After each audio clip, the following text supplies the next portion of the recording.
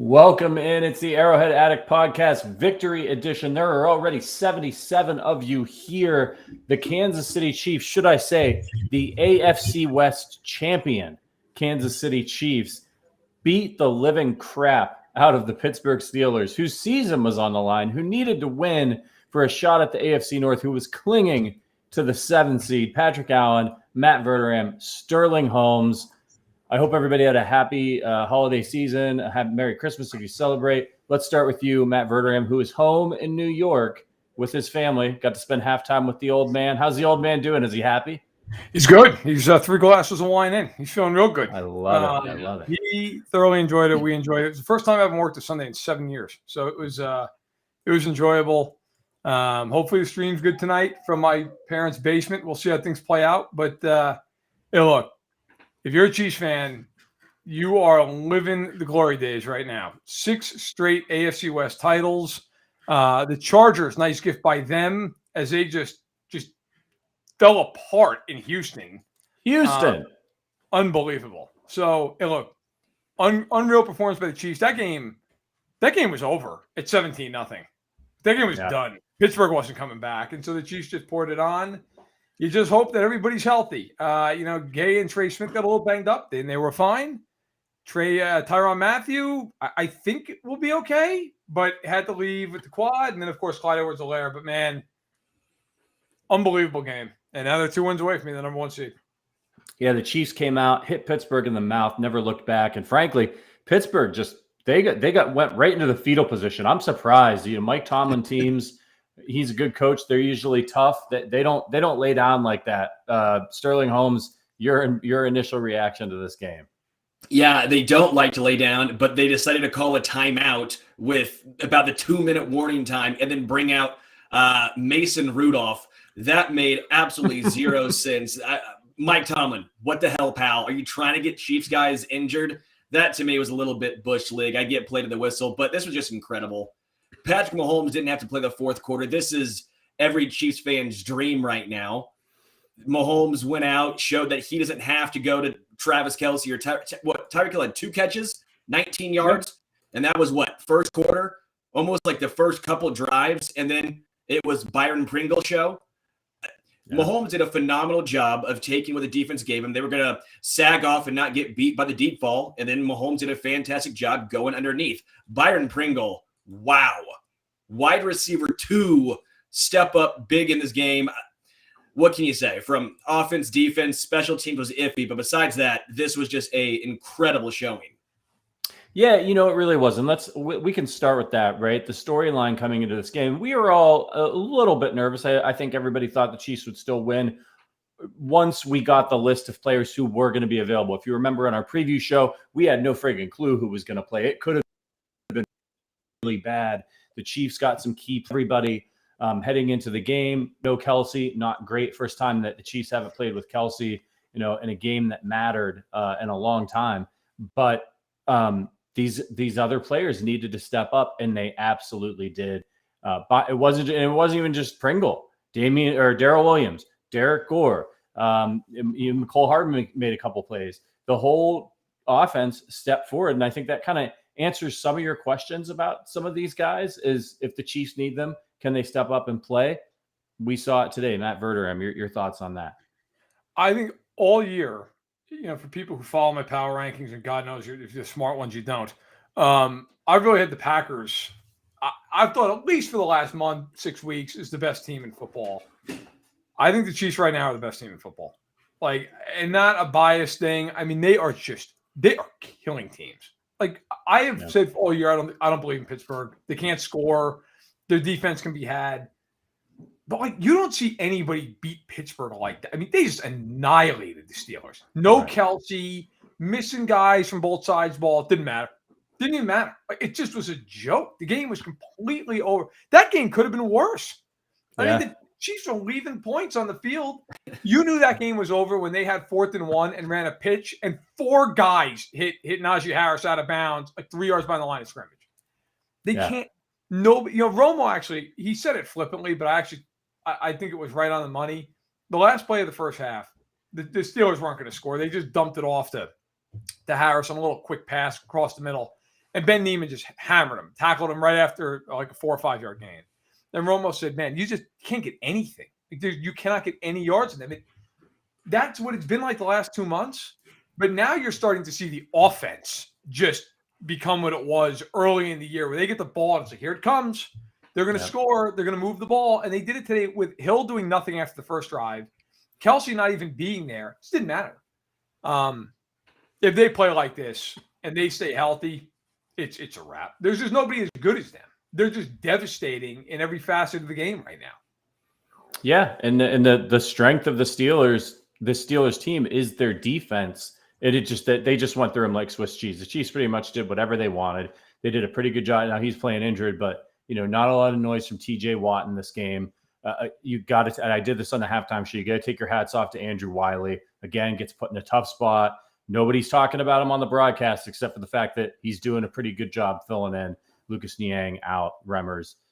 So Sterling, what do you think? Mahomes 23 of 30 for 258 yards, 3 touchdowns, no picks, and that's without Travis Kelce.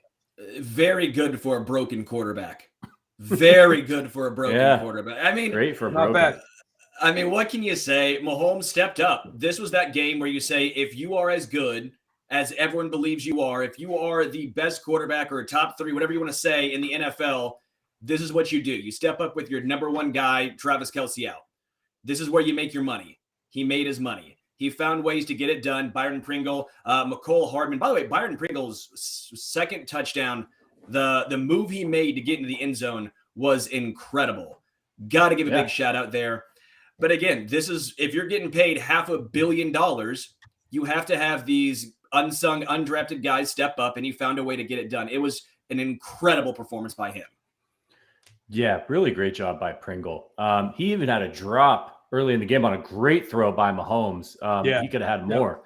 And that was what I liked, what I saw out of Mahomes today. Other than the moment where he lost track of where everybody was in the pocket and got strip sacked, and Tooney caught the ball. Other than that, great game by Mahomes. Super aware in the pocket. Verderame, you pointed this out on Twitter. His ability to just know where the damn first down marker is, like he's watching the TV broadcast, is incredible on that throw to Gore. Great job by Mahomes. Look, if they play like this, they're not going to lose. Like I feel more strongly about that than I did at any point last year. Because even as great as they were last year, there were times where, when we all talked about it on the pod last year, they would get up, then they'd give it up. They'd have to hold on. That's what led to them never covering, right?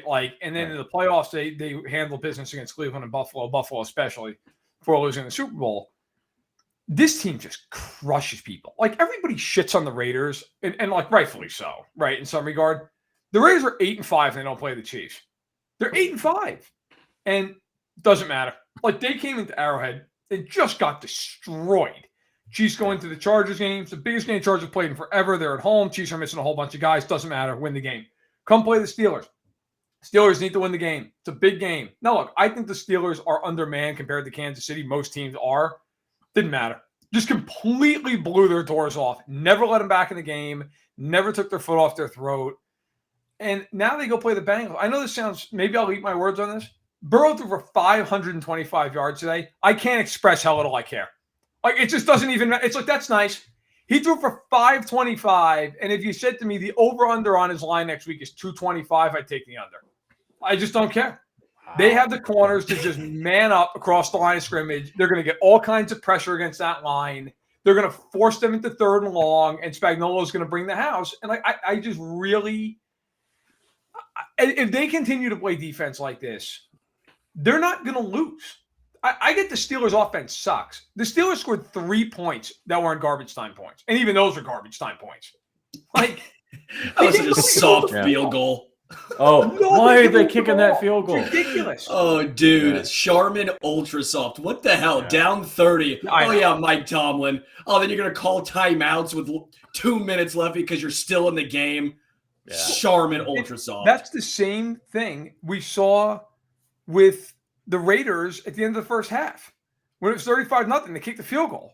The Chiefs are kicking teams' ass so bad at this point. They're let's just not get shut out. Right. Really? In 2 of the last 3 games, we have seen teams kick down 30-plus points because they're we just don't want to get shut out at this point. I mean, can you imagine that 2 months ago with this team? It's crazy. Look, I mean, offensively, I'm not surprised they've come around and figured that out. We've all felt that way for months. Defensively, this is ridiculous. Nobody scores. It's been a pleasure to watch them down the stretch. Yeah, the defense is really, I think, the story here. Look, last week against the Chargers, that's a good offense. I don't know what the hell happened to them today, but they've been inconsistent at times throughout the course of the year, the Chargers. And I think that's what the Chiefs could run into with the Bengals as well. The Bengals looked great today, obviously, against a Baltimore team that doesn't have that good of a defense. Everybody's injured. But they've got some weapons that we have to be concerned about. A bunch of good receivers over there, a good running back in Joe Mixon. Burrow can throw the ball, but they also could come out and like a few weeks ago, just get absolutely annihilated by the Browns, who have just been terrible for weeks now. So they're an inconsistent team. And Verderame's right. The way the Chiefs are playing defense right now with confidence. Look, they came into this game and it was so clear. We talked about this on the halftime show. They had absolutely zero respect or fear of Ben Roethlisberger, the way they played this game. They're like, yeah, sure. You want to throw up a couple helium balls to Chase Claypool? Go for it, big boy. We're not letting Najee Harris beat us. That was clearly the game plan. They did a great job on him. He did have a couple big runs. He had a 21-yard, but just 19 carries, 93 yards, 4.9. I mean, they just shut it down. The Steelers couldn't do anything. Most of that rushing yardage was down 30 points when they were like, "Oh, was it?" Which, by the way, the Steelers down 30 points and was just like, "Screw it, hand off," because that's the only way we're going to get a yard. In the second half of the game.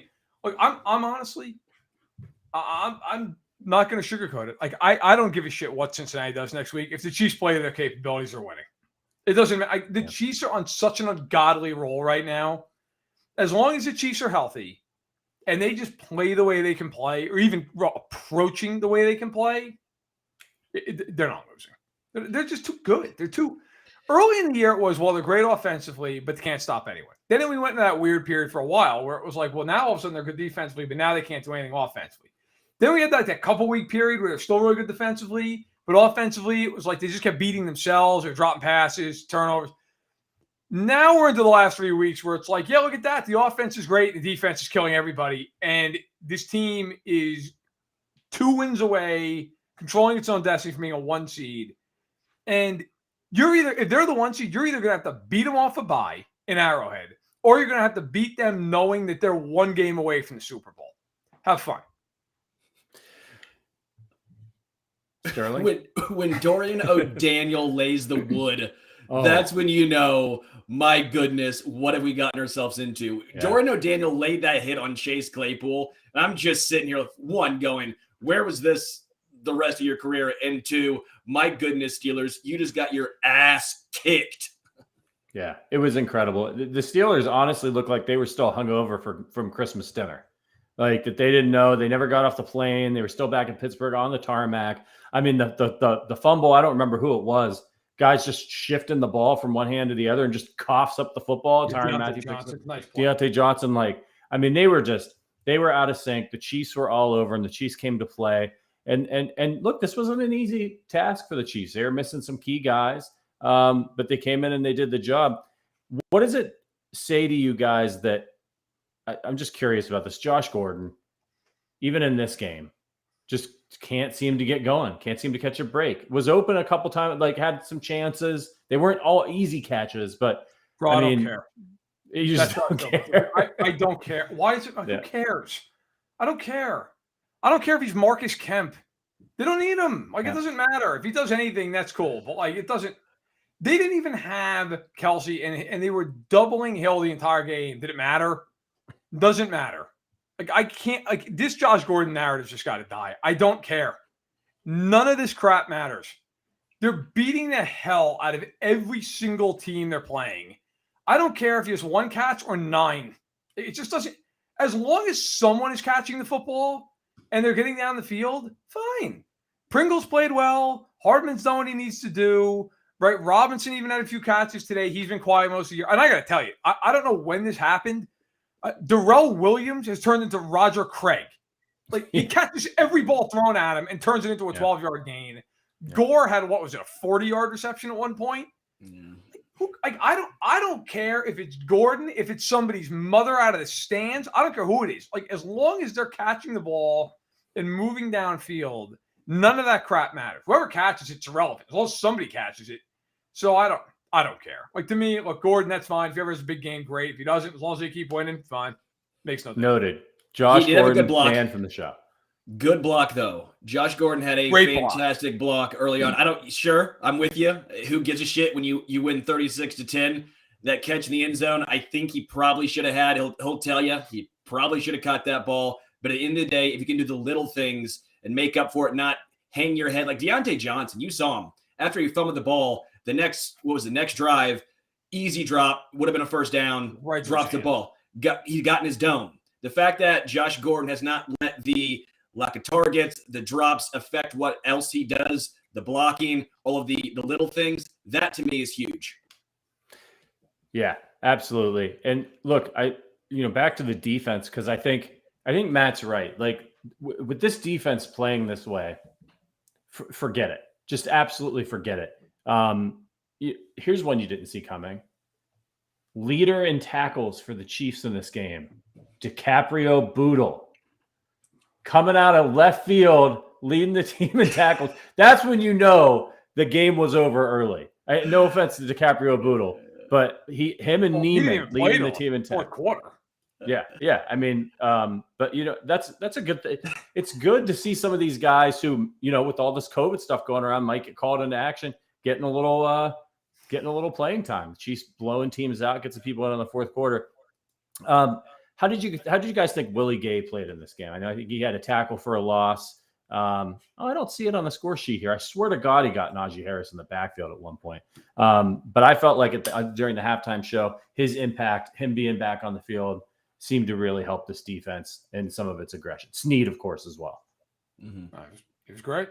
I mean, his speed changes angles. It changes pursuit lanes. It changes everything. They're so damn fast. They didn't even have Nick Bolton today, who, by the way, is the only player in the league with 100-plus tackles and at least 10 tackles for loss. Not rookie. The only player in all of the NFL to have that incredible stat line. Oh. They didn't have him. They didn't have Fenton. Doesn't matter. Makes zero difference. Gay's been terrific. But I got to say, I really mean this. Like, they're all playing terrific. There's not one player on their defense who you'd be like, yeah, he's not good right now. Really? Like, there's not. I was saying to my father watching the game time. Like, there's not one guy who you're like, he's a liability. Neiman and Sorensen were disasters early in the year, but now they've put him in roles where they're ready to succeed, right? Neiman's a third down backer who can blitz. He can blitz. Sorensen's coming in as like that dime linebacker. They're not asking him to match up one-on-one. He's been fine in that role. In fact, I didn't say he's been downright pretty good in it. They're mixing up all these linebackers with Bolton and Hitchens and Gay. Their corners are great. Hughes is our fourth corner. And Mike Cole just said, even Hughes the last month and a half, like all of a sudden playing well. I can't remember the last time he really made a big error.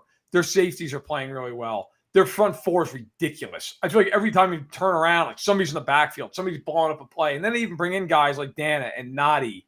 And it's just, it's insane. Like Wharton had this strip sack today, right? Like it's so overwhelming. There's so many guys. And I think it's honestly fair to say it's the biggest turnaround I've ever seen from a single unit in my life.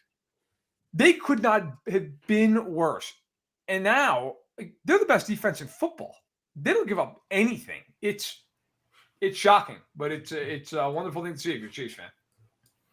Let's talk a little bit about what happened across the NFL landscape. It was significant. The 49ers couldn't help the Chiefs out.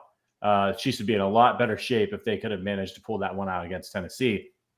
But you get the Bills. They go and they knock off the Patriots, which they're continuing to fill Matt Verderame's prophecy, who said on the show a couple of weeks ago, I don't think the Bills are going to lose another game. So far, so good. The Baltimore Ravens down to their third string quarterback. They lose big to Cincinnati. They dropped to 8-7. So right now, your playoff field, Chiefs got the 1 seed. There's 2 games to play, but they can't end up with the same record as the Tennessee Titans. So they got to keep their foot on the gas. Titans are just 1 game behind them at 10-5. The Bengals are at 9-6. They're the North AFC North champions. Then you got the Bills. They're back in front. In the East, they're 9-6 in the 4 seed. Then you got Indy, who's playing really good football right now at 9-6. The Patriots dropped to 9-6. They're the 6th seed. And then Baltimore is your last playoff team at 8-7. And then right behind them, the Chargers, and sort of somewhat surprisingly, the Raiders at 8-7 with a prayer to try to get into the postseason, and then a slew of teams at 7-7. How do you see this? How do you guys see this playing out in the AFC with 2 games to go? I would say Chiefs stay at number 1. Originally, I had the Colts leapfrogging the Titans. I think the Colts are playing really good football. I think they're a more complete team. They're healthier right now. Obviously, that win against San Fran kind of squelches that. Titans figured out a game plan. Hey, we're going to throw the ball to A.J. Brown and A.J. Brown only, and it's going to work. I don't think the Raiders have a chance to make the playoffs. If we're being real, there's just too many teams going around there. It's one of those fun ones where, remember, like, was it 10 years ago when the Chiefs got in at 9-7 or 8-8 when like 37 things had to go their way? That's the same boat the Raiders are in. That was a once-in-a-lifetime thing. Don't think it's happening again. The Chiefs are playing so good right now. To me, it doesn't matter. Whatever happens from 2-7, have at it. But to me, the Chiefs are going to stay at number 1, and that's where they're going to be. I think they're the number 1 seed. I mean, I as confident as I am, I respect the Bengals because I do think they have talent. And that's a big game for them too. Like, that's a really big game for them.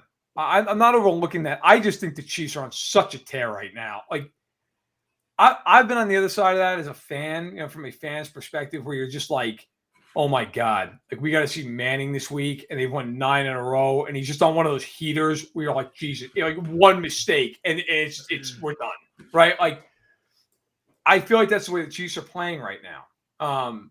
But I do think that's the game. If they win that game, they're gonna just destroy Denver. That I'm not even remotely concerned about. But I think they're the 1. I think Tennessee's going to win out and be the 2. I mean, they play the Dolphins at home. They play Jacksonville. They're going to win those games. The Bills are going to win out. I think they're going to win the 3 seed. They're going to beat the Falcons and Jets. I like the Bengals to win the division. I think the Chiefs will win, but I think the Bengals will beat the Browns and handle that. I got to tell you, though, the wild card spots, I think it's Indy at 5, New England at 6, because Indy holds a tiebreaker on them, and they're both going to win out. And then 7, the Chargers might not make the playoffs. Like, yeah, if Baltimore or Pittsburgh wins out, the Chargers here. Actually, here. So here's, stick with me for a second. The Chargers have to be going in their pants right now because Baltimore and Pittsburgh play each other week 18. So if both those teams win in week 17, I'd have to look. Maybe there's some crazy thing that, like, if like 5 teams had the same record, the Chargers would get in. But if it comes down to that, like, they can't beat out those teams because one of them is going to win out if they both win next week. And the Steelers are at home against Cleveland. So I actually think the Steelers are going to make the playoffs because I think they're going to beat Cleveland at home. And I just wonder if Baltimore gets pounded by the Rams next week and they're done, do they just cash it in? Do they just sit Lamar, sit a whole bunch of guys, and the Steelers go up there and beat them? Maybe not. Maybe they just want to beat the Steelers and knock them out. I think Pittsburgh's going to get in. The Chargers, my God, that loss. That is one of the worst losses I've ever seen in my life. And that wasn't a Davis Mills. I watched a lot of that game. They got pounded in that game. Just disgraceful. Rex Burkhead. As you know, Rex Burkhead, legendary running back, Hall of Famer. Yeah.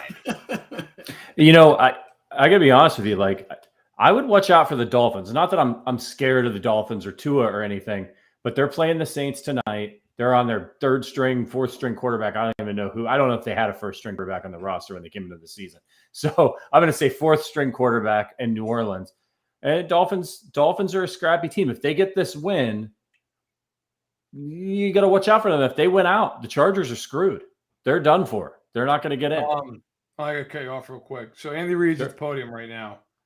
On Clyde Edwards-Helaire, per Nate Taylor, The Athletic, says, quote, "We'll just see how bad it is tomorrow." That doesn't sound good. Yeah, that doesn't sound good. On Tyrann Mathieu, he has a left quad contusion. So not the end of the world. It's a bruise, bad bruise, but a bruise. Probably be sore, but that's not. So I mean, I think it's fair to say, as long as that's correct, I think the Chiefs can probably breathe on that one. I don't think that's in the world. Maybe he's a little limited against Cincy, maybe, but that's okay. You can live with that. With Clyde, I mean, the only thing, and I don't want to play doctor here. The only thing I'll glean from that is, now my guess is that they're going to send him in for tests, and that's why they're saying that. But you wonder if he broke his clavicle, you'd think they would know that. I mean, but again, I don't want to speculate. That could be one of those things where they think he did. They just want to confirm it. So I would hold your breath a little there. But with Tyron, that's good news. That's probably just when he looked like a knocked knee, he's probably got a little bit of the knee to the quad, and that'll sting a little bit. But that's okay. That's not the end of the world. Yeah, and he came back into the game. I think if this game was closer, he may finish the game. But it was a blowout. He came back and he sore. Get him the hell out of there and start the healing process up a little bit early. Okay. Treat it with heat, treat it with ice, that kind of thing. But by the way, I wanted to ask you guys real quick, because I saw some people mention it, and I think it's a valid question. Mahomes, is he in the MVP race at this point? Hey, what did I say before the game started? I said if the Chiefs win out and Mahomes puts up insane numbers and dominates, you have to put him in the MVP conversation. Now, I still think Aaron Rodgers is the leader, and this comes to the caveat of the Chiefs winning out, and obviously he has to put up some insane numbers, but I think he deserves to be there. If you win out and win, how many games would that be in a row? 10 games in a row? 10 games in a row, and you have to be, right? I think he's top 5 currently. I'd probably put him top 3. The numbers, while they're not as impressive as what we've seen around the NFL, look at these quarterbacks. Matt Stafford, Kyler Murray, they've fallen off. I don't think Jonathan Taylor, as much as I think he's been the guy for Indy, he's still a running back. I think Cooper Kupp should get some more recognition out there in LA. But I think right now, Aaron Rodgers is in the lead, and I think you can catch him. I think Mahomes could be that guy. I mean, he's almost got like 1,000 more yards than Rodgers, doesn't he? Some crazy thing like that. Rodgers has, I think, 3,689, and I don't know if they've updated on ESPN yet, but they've got Mahomes at 4,052. No, that's not updated. So he would be up. So Rodgers is probably updated, but Mahomes probably isn't. Yeah, they take a day, so that would be accurate. Yeah. So he's about 700 yards ahead of him. Yeah. It's just that it's the touchdown interception ratio, right? Rodgers 33 touchdowns, 4 interceptions. Mahomes 30 touchdowns. Today he had 3, so he's at 33, 12 interceptions. And that's what they focused on last year too with these two was, Rodgers didn't throw as many interceptions, and that was pretty much the differentiator. I think if Rodgers throws a couple picks, and Mahomes has a couple, down the stretch here, throws a couple if he gets 2 more games with 3 touchdowns apiece and gets up there close to 40 touchdowns, then I think you've got a pretty good argument. I think they'll probably give it to Rodgers, but the yardage total does, I think, mean something. I know Rodgers missed a game, but I think why did he miss a game? His own volition. I think right. Don't miss a game. Yeah, well, I mean, don't miss a game for a reason you can avoid. Rodgers. Look, I don't have a vote for this yet. Hope maybe one day. I would vote for Rodgers right now. Be fair. But if they were to lose a game, if they get tripped up by Minnesota or something, and Mahomes goes nuts and they smoke Cincinnati, they beat Denver, you'd have an argument. Like, you really would. Like, if he throws for like 40 touchdowns or something, and he goes for 5,000 yards, and they went out and Rodgers lays an egg against Minnesota or something like that, you'd have the argument. I would go Rodgers, but I got to tell you, I think Mahomes right now has got a better case than Brady. I do. Oh, yeah. At this point, I definitely do. And I'm a big guy that I'm sorry. Taylor's been amazing. I can't vote for a running back, and the team's going to be a wild card team. I just can't. Yeah. Like, I can't go there. Cooper Kupp, he's been amazing, but like, if Calvin Johnson and Randy Moss didn't win the MVP, I have a hard time with it. I think Mahomes is number 2 right now, but think about where he was a month and a half ago, and it's not out of the realm of possibility. It's unlikely, but I don't think it's impossible. Can we talk about the fact that in a down year for Mahomes, in a year where he's labeled as broken for over half the season, he's, no matter which way you look at it, top 5 in MVP voting? That's absurd. Yeah. And if he doesn't have like some of the bad luck that he's had this year, and look, there's been other years where he's benefited from the bounce of the ball, right? But if he doesn't have some of those bad tip passes and stuff, you could wipe away 3, 4, maybe 5 interceptions that weren't really his fault.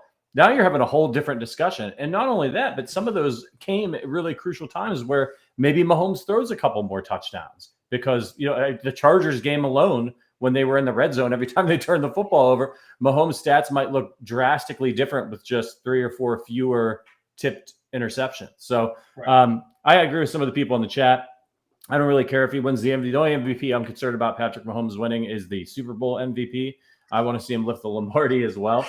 But it's just like it's like with the Chargers fans. They're all fired up because they beat the Chiefs once in the regular season, and they're a good team, and Herbert's great. But look what happens.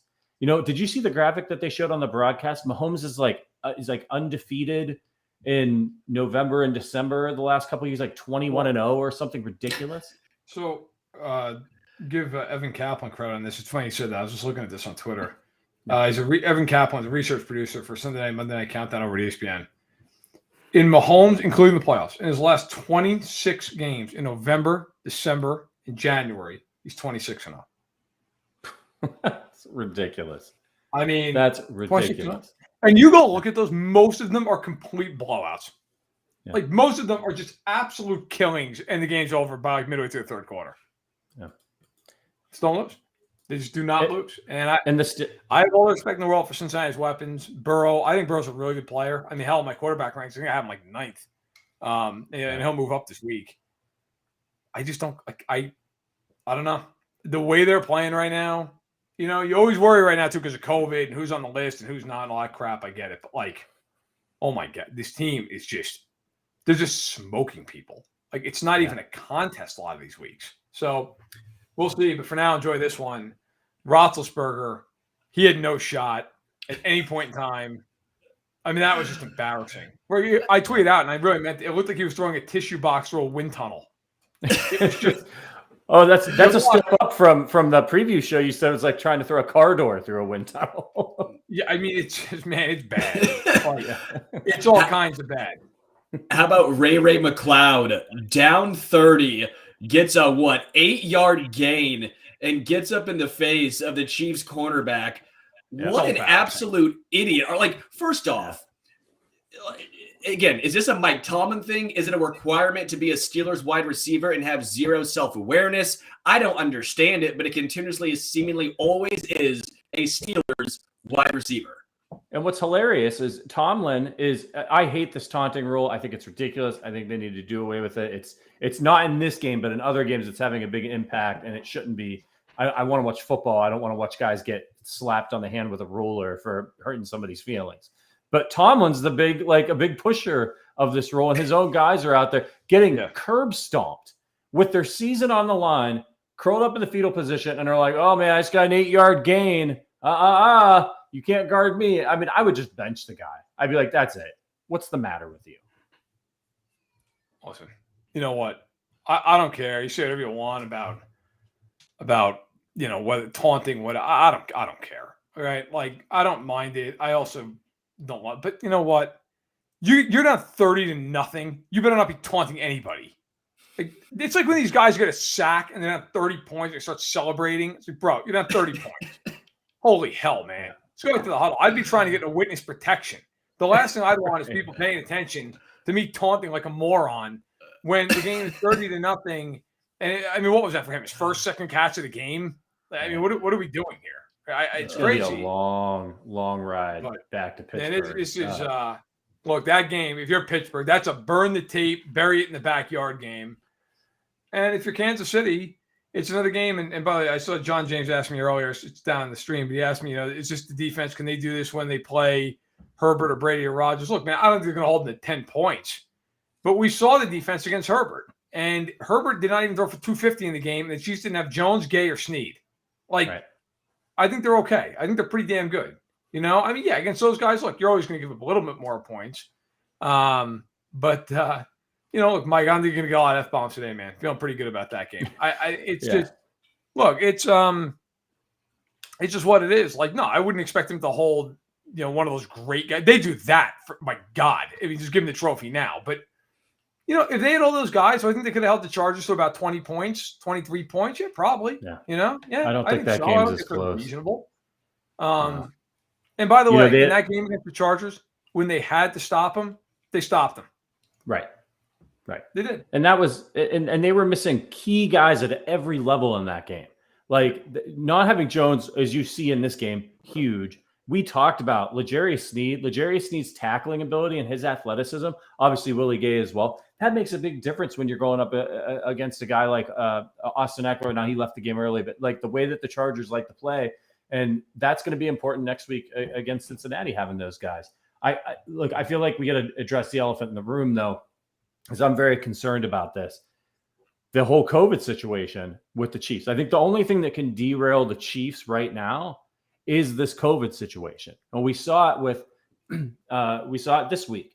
You had a bunch of guys go on the COVID list. Now the NFL's new rules, they measure for something now called, I think it's called like cycle threshold, which is basically measuring the viral load of the player. And so they could actually have a positive traditional COVID test, but if the viral load is low enough in these new tests, they could come off the list. Now, what's happening is they're testing randomly. They're not testing like on the reg like they were before. So what could be happening in these situations? The reason Kelsey didn't get off, now obviously there's biology at play here, right? Like, how people's bodies are dealing with it, how much viral load they have, all that stuff. But we saw, who was it that came off after 3 days? Was it Tyreek Hill? Somebody got off. Charvarius Ward, yeah, gets off after 3 days. Kelsey was like the first one on, and he still wasn't able to get off by this morning. But keep in mind, it sort of has to, we don't know when these guys got COVID, right?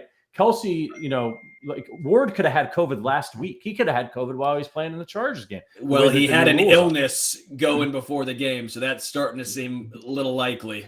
But if the viral load wasn't high enough, so there's a lot going on here. But the concern is, and the Chiefs just announced, like the quarterback coach, Mike Kafka, was not coaching today for COVID reasons. I don't know if he has COVID or anything like that, but like that's quarterback coach. The whole concern here obviously is Patrick Mahomes, right?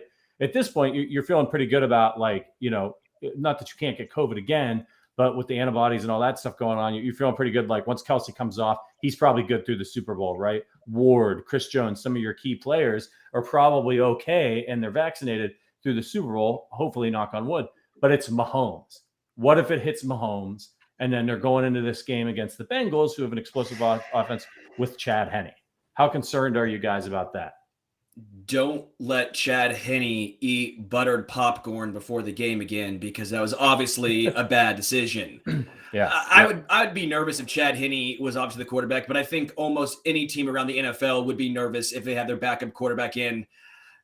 Again, though, this Chiefs team has so much depth all around, offense, defense. Matt, you hit on it early on, just 4 cornerbacks deep, and it seems like they're almost interchangeable in how good they are. The linebackers. We thought the linebackers are going to be a massive, probably the weakest link on this team this year. They've stepped up. No Bolton. Willie Gay got hurt. Anthony Hitchens almost had another interception. Hitchens is looking pretty good this year. Jordan O'Daniel's making plays. Ben Neiman's making plays. Defensive line's been incredible. Just about 8 dudes deep on the D line. Sure, if Mahomes doesn't play, I would be nervous, but almost anyone else, as they've shown this game, they'll find a way to get it done. Oh, if Mahomes is out there, screwed. Let's be honest. I mean, if they played Denver without him, could they beat him? Yeah, because they could just have a game where they win like 13-10 or something. They could. I mean, they could. But against like the Bengals, no, they lose. I obviously do not know this. This is completely a gut feeling. I don't think the NFL is going to be randomly testing the big-time quarterbacks in the playoffs. Just my 2 cents. I also think if he comes in, he's got a sniffle that she's going, hey, you look good. You look good. I mean, look, man, this is a $20 billion business.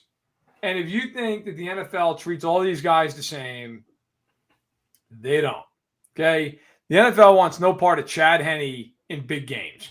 They want Patrick Mahomes in big. Now, if he has legitimately, if he's really sick and it's and that's one thing. Do I think the NFL is going to be going out of its way to test Patrick Mahomes if he walks in, he has a little cough. I think the Chiefs are going to go, Pat, come here. We got to test you. I don't. Maybe I'm wrong. Maybe the Chiefs are unbelievably above board. I think they're like any other NFL team that's like, yeah, we got to win this game. That said, hey, look, they've been responsible to their credit. I mean, Kelsey and Hill had, they were on the list this week, and it's always possible. But I have a feeling that as far as the NFL is concerned, if he doesn't test positive, that wouldn't be the worst thing in the world. So we'll see how it plays out. But listen, anybody else, I think they can survive it. If he's out against a good team, yeah, they're screwed. But the same's true if Josh Allen goes out and Trubisky's in there in a playoff game, those boys are going home too. So it's what I it feel. is. But I love Sterling's confidence. I love Sterling's confidence, and the Sterling Holmes vote of confidence has hit, once he gave that when I thought the Chiefs were going to lose to the Packers, and Sterling gives. I smell a bet coming on. If Chad Henne has to play a game, Sterling thinks the Chiefs are going to win. Verderame thinks the Chiefs are screwed. I think there should be a wager if that happens. We don't have to do it now, but if it happens, I'll shotgun a beer. You're shotgun a beer. What are you drinking tonight, by the way? This is just that Winter Ride Double Bock again. It's extremely good. Yeah, it's extremely good. I'm with you. I brought back the Goose Island Christmas IPA, spirit of the season. By the way, if you're at the coffee and Bailey's earlier though, the coffee and Bailey's was a pre-show. Get it going. Inject into my veins. That's how you stay up. By the way, this is we've been going on and on. This is the Arrowhead Addict podcast. If you could hit the thumbs up on YouTube, we'd appreciate that. If you're interested in becoming a member of the podcast, you can do that. You just hit the join button on the YouTube channel. You get access to a bunch of special emojis, a badge. You can see the people who are members in the chat, and you get a Discord channel. Which, by the way, it's been about a week or so, and I've been having a blast in the Discord channel, just talking football with everybody in there. Sterling's in there, Verderame's in there. Any of the other members. Obviously, we appreciate your support, not required. But if you're interested, like we were just all hanging out the other night during the Titans 49ers game, talking football. It's cool to have basically like a group chat with like-minded Chiefs fans, all through the week. So check that out if you're interested. Yeah, Mike Cole, appreciate you. Discord's great. He's in there as well. So as we head into this Bengals game, what are you looking for from the Chiefs?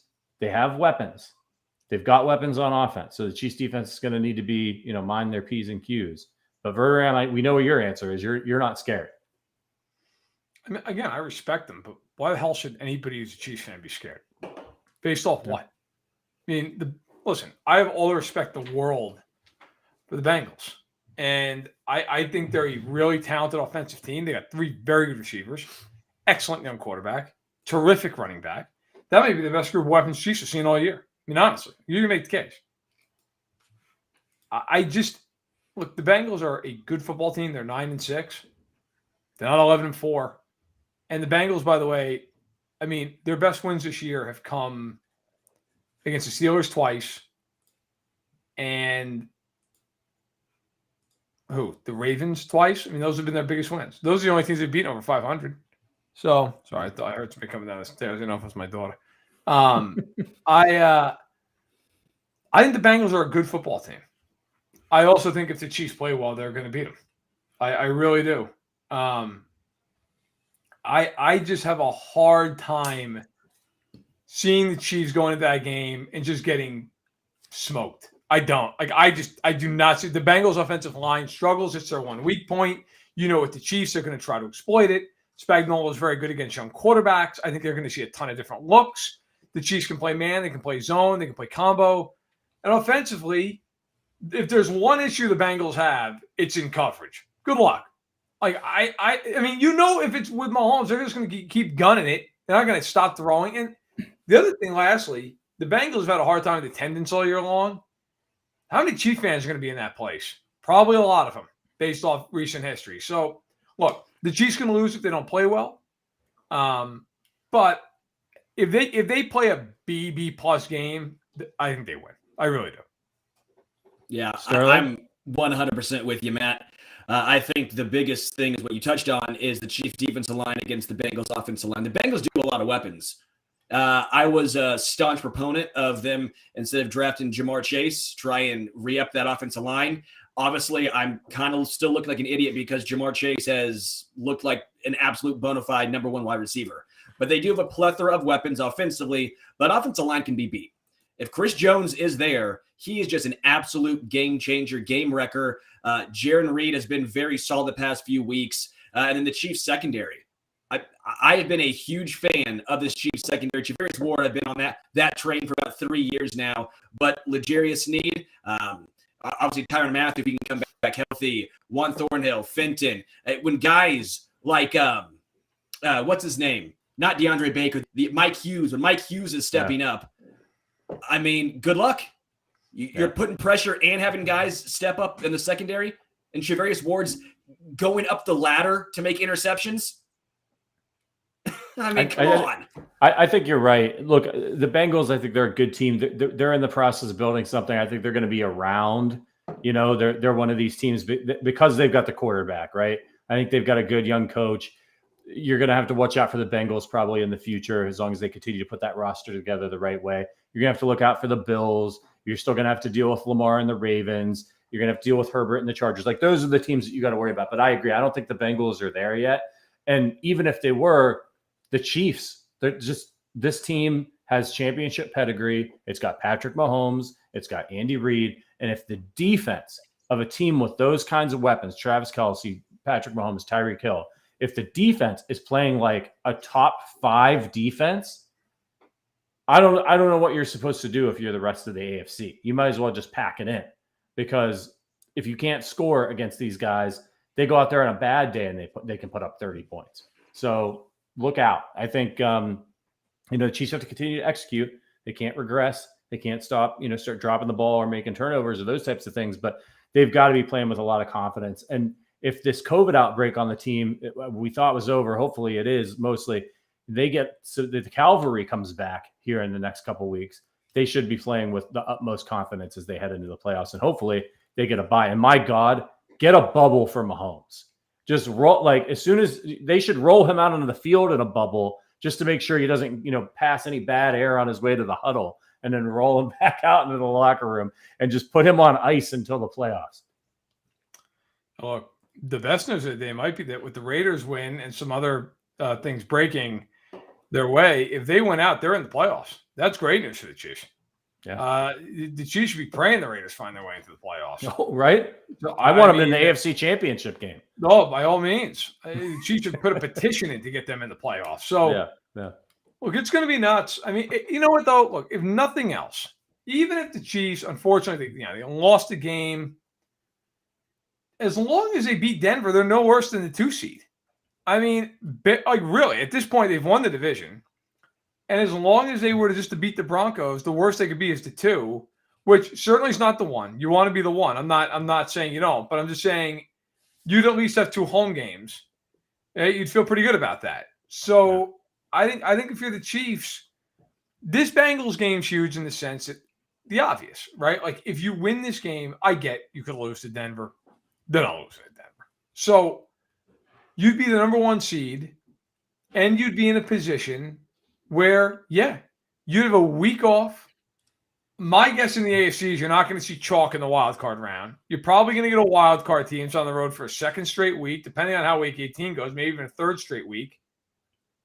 You're in pretty good shape.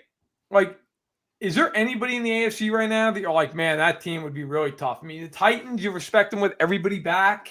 If they get Henry back, yeah. But Tannehill, I don't know, man. Like, I think the Chargers are the scariest team when they're right, but it's like they may not even make the playoffs.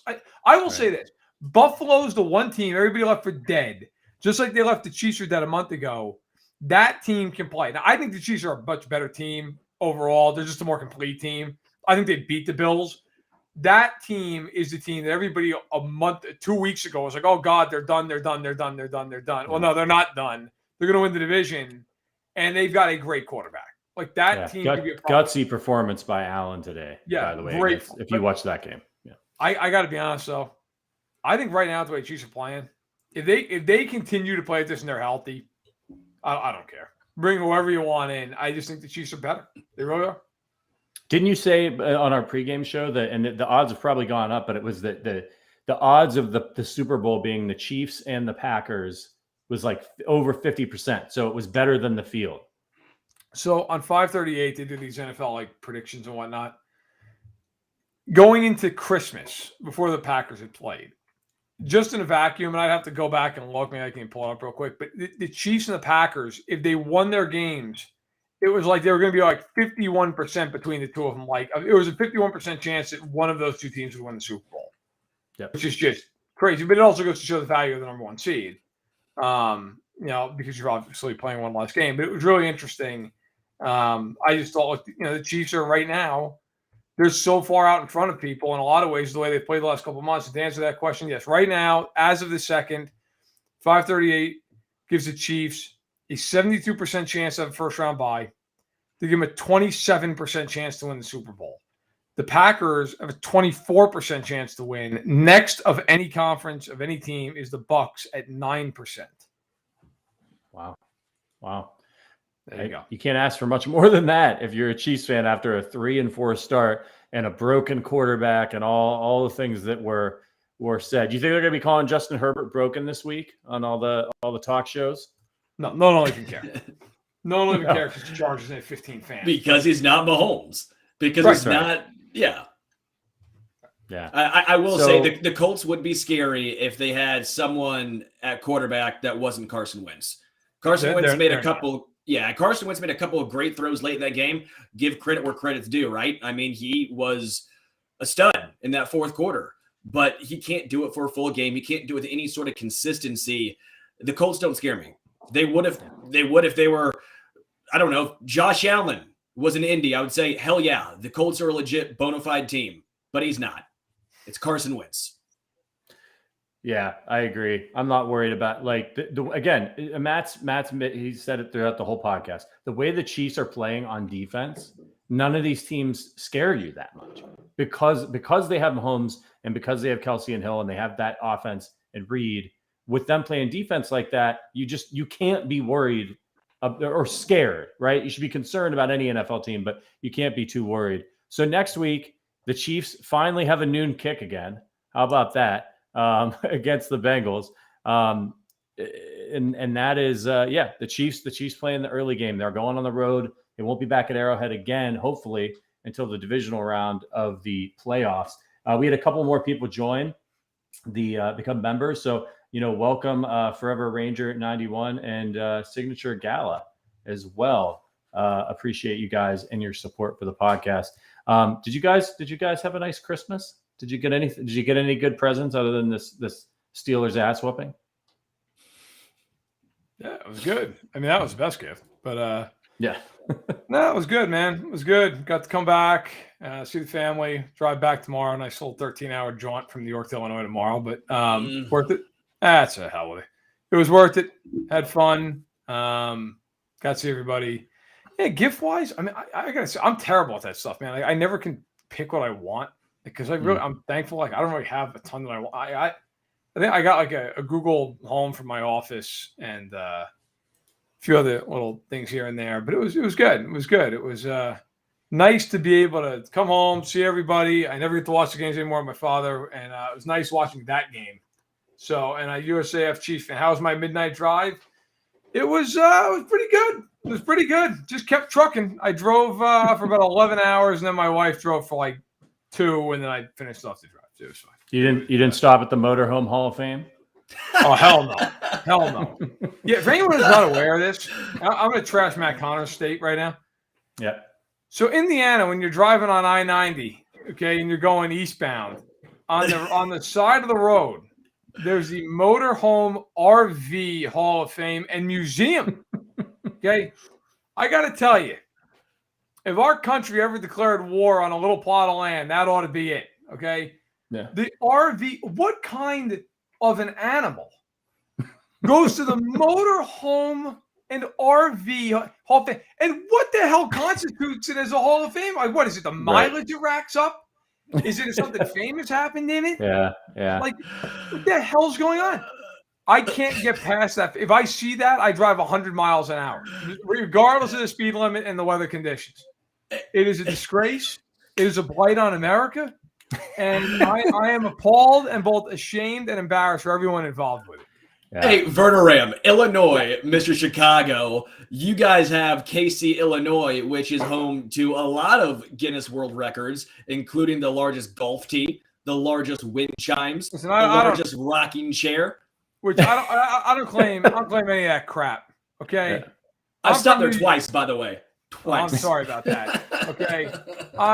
I am from New York. I am a New Yorker. I live in Illinois now as a hostage essentially. But I live in New York in my heart. I'm back. I'm glad to be back home, where it's people have no problem just screaming at one another at a supermarket because somebody didn't move fast enough in line. It's good to be. That's how I knew it was back. Because you're assholes. It doesn't. No, New Yorkers. People say what's on their mind. New York would get called an asshole 17 times a day for walking. No, that sounds horrible. No. You know where people stand in New York. None of this fake nice shit. You get exactly what people are thinking every second of the day. Yep. I love it. Yep. I'm a huge fan of it. Always have been. Always will be. That's where Verderame gets his charm. Did you wear Timberlands? Did you wear your Timberlands out there? No, I didn't wear my Timberlands. I've never owned anything Timber. Actually, I never had a shirt. Real quick, before we get out of here, because we didn't really touch on it, if Clyde Edwards-Helaire is lost for the season, are you worried? It's obviously not good. The Chiefs they've already lost Jerick McKinnon, so they've obviously proven they have some decent depth at running back with Williams and Gore. But are you concerned about the running back position if CEH is out? No, and that's not a knock on him. It really isn't. Yeah. Like I hope for him he's okay. I think hell, man, he gets a lot of crap, and I've been the first one to give it to him. I think he's been running hard. I think he's been playing a lot better. But Darrell Williams is like becoming a guy, like a real guy, like someone you actually have to like handle. And Derek Gore is good. So no, I'm not. I think they're fine there. If there's anybody that they could have lost, mostly not because of him, but because of depth behind him. I think they're okay there. I do. Yeah. I agree. You too, Sterling? Yeah, I agree. Same thing. I think Darrell Williams is becoming a bona fide, legitimate guy you can count on, not as just a runner, but as a wide receiver, a guy, pass catcher. And I don't want to say it because I feel bad. Dude just got injured for Clyde, but I don't think we'll see any drop off. If anything, we might see an uptick just based on how we've seen Darrell and Derek Gore run the football. Yeah, and you saw it early in this game before Clyde got injured. Derek Gore had a series. I mean, they were rotating these guys in before Clyde left. So they were looking to ride the hot hand. They knew they wanted to run against Pittsburgh. They like matchups. I don't know what it was, but thankfully the Chiefs have some good depth at running back. And as long as they've got number 15 back there, I'm feeling pretty good. All right, everybody, we are gonna get out of here. We will be back later this week with our preview show of a really big game for the Chiefs against the Cincinnati Bengals, where if some things go their way, they could definitely lock up the 1 seed. But hey, celebrate. I hope you're taking some more time off this week as we head into the new year. The Kansas City Chiefs, AFC West champions for the 6th year in a row. We've talked about this on this podcast before, but don't let it get past you. You are in the glory days right now. It's happening. You know when he says, when what's his face says at the end of The Office, I wish they told you, when the glory days were, or whatever, when they were happening. I'm telling you right now, it doesn't get much better than this. The Chiefs won the Super Bowl 2 years ago, went to back-to-back Super Bowls. Andy Reid, Patrick Mahomes, Travis. It's incredible. Enjoy it. Crack open a beer. Toast us. Those of you who are members, we'll see you in the Discord. We'll talk a little more football tonight on Sunday Night Football. For those of you who aren't, we will see you later this week. For Sterling Holmes, Matt Verderame, my name is Patrick Allen. Go AFC champion, Kansas City Chiefs.